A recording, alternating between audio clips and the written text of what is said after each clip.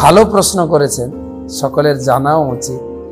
সবাই জীবে প্রেমও করতে চায়, কিন্তু মহাপ্রভুর জীবে প্রেমটাও এরকম ছিল না। মহাপ্রভুর জীবে প্রেম ছিল প্রত্যেকটি জীবকে, প্রত্যেকটি ব্যক্তিকে হরিনাম প্রেম এবং কৃষ্ণ ভজনে যুক্ত করা। শারীরিক বিচারে কে পশু মানুষ তাতে যায় আসে না, কিন্তু আমরা যে ঈশ্বরের অংশ, এই শিক্ষাটুকু জগৎবাসীকে বা প্রত্যেকটি ব্যক্তিকে বুঝিয়ে ঈশ্বরের সেবায় যুক্ত করাই হচ্ছে আসল জীবে প্রেম।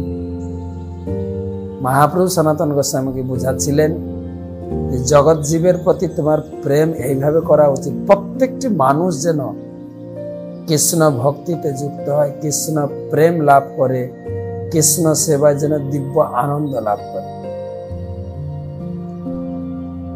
কিন্তু বর্তমান যে পশু প্রেম বা মানুষের ভালোবাসা, এটা তথাকথিত ভালোবাসা। এই ভালোবাসা এই আবার জীবকে কেটে খাচ্ছে। এটা আমি দেখি রাস্তাঘাটে লেখা থাকে রক্তদান জীবন দান। আপনার এক ফোঁটা রক্ত একটা মানুষকে বাঁচাতে পারে বা একটা জীবকে বাঁচাতে পারে।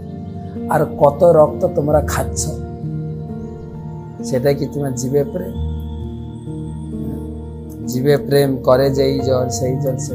জীবে মানে যার প্রাণ আছে সে জীব, তাকেই সাহায্য করা উচিত কৃষ্ণ ভক্তি।